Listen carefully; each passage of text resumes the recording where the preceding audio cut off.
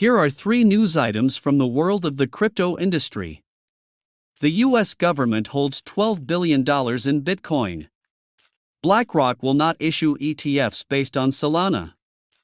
Lummis bill on BTC reserves was discussed at the Bitcoin 2024 conference. First news. The U.S. government holds $12 billion in Bitcoin.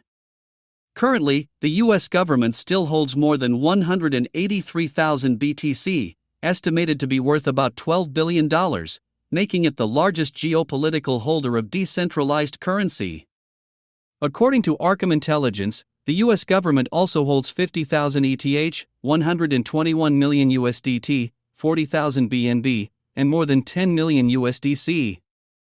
The latest transaction from U.S. government-controlled wallets occurred on July 29, amounting to about 28,000 BTC, although the identity of the person controlling the receiving wallet is currently unknown. On July 27, the last day of the Bitcoin 2024 conference in Nashville, Tennessee, Senator Cynthia Lummis announced the introduction of legislation that would make Bitcoin a strategic reserve asset of the United States. The Wyoming legislator proposed a plan to purchase 5% of the total Bitcoin supply and store the digital commodity as a treasury asset. Lummis called this proposal the 21st Century Louisiana Purchase, referring to the acquisition of the American Midwest from the French for $15 million in 1803. Former President Donald Trump also hinted at creating a strategic Bitcoin reserve.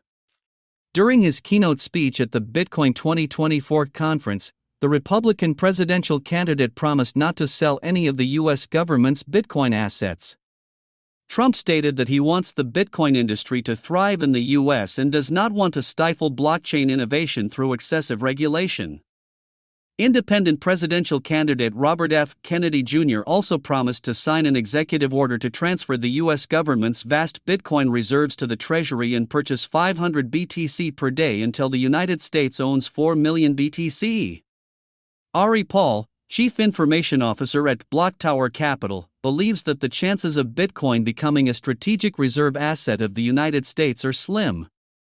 According to him, by 2028, the odds are 10:1. Paul explained that an unofficial statement by presidential candidates that they will not sell the United States Bitcoin reserves is not enough to create an official strategic reserve fund. Second news.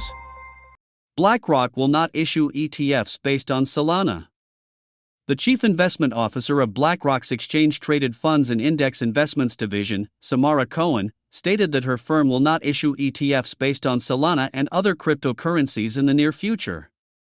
We evaluate investment attractiveness to determine which assets meet the criteria for creating ETFs based on them. We have concluded that in terms of investment attractiveness and feedback from our clients, Bitcoin and Ethereum definitely meet the requirements, but it will take some time before we say the same about other coins, Cohen told Bloomberg journalists. Last week, trading volumes for Bitcoin ETFs amounted to $8.9 billion, while the turnover of Ethereum ETF shares, issued on July 23, reached $4 billion. Thus, ETH-based derivatives lagged behind BTC-based funds by 78% in terms of average daily trading volume. It is likely that BlackRock employees believe that instruments based on Solana and other digital assets will be in even less demand than Ethereum.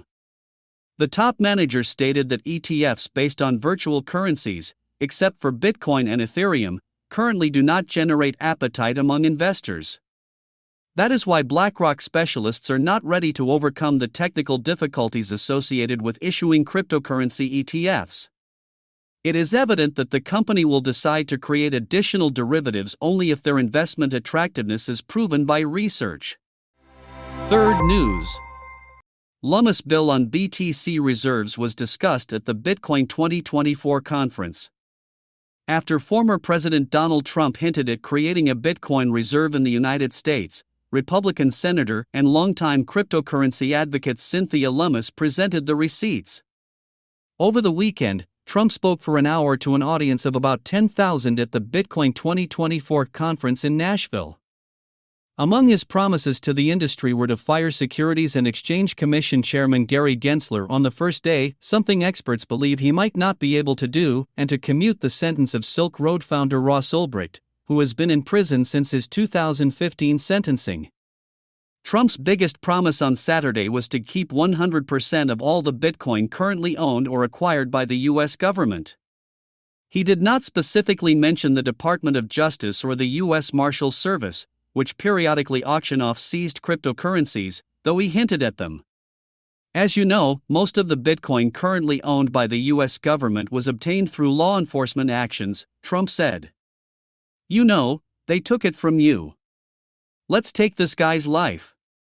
Let's take his family. His house. His Bitcoin. He said nothing specific about purchasing Bitcoin, instead stating that he hopes to create a strategic national reserve of Bitcoin. Moments after Trump left the stage, Lummis appeared with a stack of papers, which she said was a bill promising to do just that. Here it is, the senator said, holding up the stack. This is the Bitcoin Reserve Bill. The bill, which has yet to be introduced in the Senate, aims for the U.S. government to acquire 1 million BTC, approximately 5% of the global supply. According to Lummis, BTC would only be sold to reduce the national debt. We will be debt-free thanks to Bitcoin, Lummis said. With the congressional session closing rapidly and elections looming, significant changes to the bill are unlikely. Lummis said she has the support of additional sponsors, though they have not yet been announced. The bill's announcement came a day after Lummis and her Republican Senate colleague Tim Scott of South Carolina took the stage in Nashville to discuss the status of cryptocurrency-oriented legislation in Congress. Despite some bipartisan support for cryptocurrency legislation in recent months, Lummis argued that real progress would only come after Republicans win in November. There are serious people who want to ensure that American innovation leads global innovation, and we need to get rid of people who are hindering it, most of whom are in the Senate Banking Committee, Lummis said. Republicans will be in the majority next year, and Senator Tim Scott will be the chairman of the Senate Banking Committee. A group of 28 federal and local Democratic legislators and several candidates disagree. The group wrote a letter last week to Democratic National Committee Chair Jamie Harrison, urging party leadership to take a more favorable stance on cryptocurrencies. There is a perception that the party holds a negative view of digital assets, largely due to the current SEC approach to these transformative technologies. We believe this previous hostility does not reflect the progressive, forward-thinking, and inclusive values of our party, the letter stated. An updated campaign leader provides an opportunity to change this perception.